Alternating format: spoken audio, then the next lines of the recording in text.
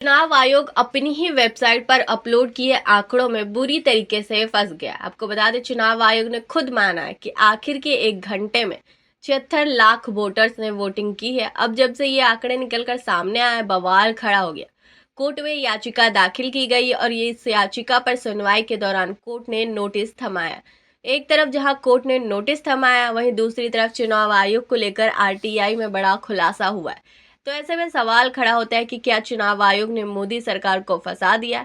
क्या चुनाव आयोग सुप्रीम कोर्ट के एक्शन के बाद घुटनों पर आ गया? एक एक सवाल का जवाब आपको बताएंगे, लेकिन उसके पहले आरटीआई खुलासे के बाद से कैसे चुनाव आयोग की कोर्ट में हालत खराब हो गई है। बिग ब्रेकिंग देखिए, खबर आप देखिए आज तक की। इसमें लिखा हुआ है कि महाराष्ट्र चुनाव में 6 बजे के बाद भारी मतदान का मामला बॉम्बे हाईकोर्ट ने चुनाव आयोग को भेजा है। नोटिस भेज दिया गया। बॉम्बे हाईकोर्ट में सुनवाई हुई है और सुनवाई के दौरान जब चुनाव आयोग जवाब नहीं दे पाया तो हाईकोर्ट ने नोटिस थमाया। आपको बता दें, ये जो बॉम्बे हाईकोर्ट में याचिका दाखिल की गई है, इस याचिका में साफ कहा गया है कि आखिर के 1 घंटे में महाराष्ट्र में 76 लाख से ज्यादा वोट बढ़ गए और यह वोट कहाँ से बढ़ गए, इसका प्रमाण चुनाव आयोग के पास नहीं है। इतना ही नहीं, इस याचिका में सवाल भी किया गया है कि महाराष्ट्र की 19 विधानसभा सीटों में वोटों की गिनती ज्यादा हुई है, जबकि वहां पर मतदाता कम रजिस्टर किए गए। तो फिलहाल ये याचिका दाखिल हुई है और इस याचिका पर सुनवाई के बाद से चुनाव आयोग बुरी तरीके से फंसता हुआ नजर आ रहा है। आप अच्छे से जानते हैं कि जब महाराष्ट्र के विधानसभा चुनावों के नतीजे निकलकर सामने आए थे, तभी इंडिया गठबंधन की तरफ से दावा कर दिया गया था कि आखिर के घंटों में भारी मतदान किया गया। चुनाव आयोग को सबूत भी दिए गए, जवाब मांगा गया, लेकिन चुनाव आयोग ने जवाब नहीं दिया।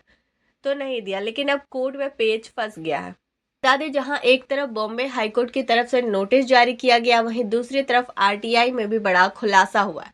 आरटीआई में चुनाव आयोग ने खुद माना है साफ। चुनाव आयोग का कहना है कि उसे नहीं पता है कि महाराष्ट्र में आखिर कहां से आखिर के घंटे में 76 लाख से ज्यादा मतदाता बढ़ गए।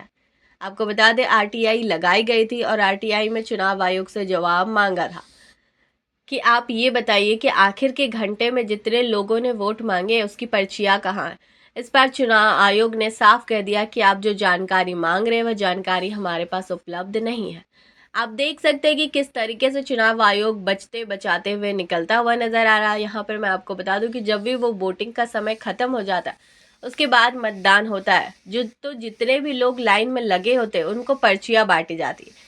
जब वो वोट डालने के लिए जाते हैं तो पहले पर्ची सबमिट करते हैं, उसके बाद वोट डालते हैं। इन पर्चियों की गिनती भी की जाती है और ये पर्चियां चुनाव आयोग के पास ही रहती है। अब इन्हीं पर्चियों को लेकर जब आरटीआई में जानकारी मांगी गई तो चुनाव आयोग का कहना है कि उनके पास पर्चियां ही नहीं है।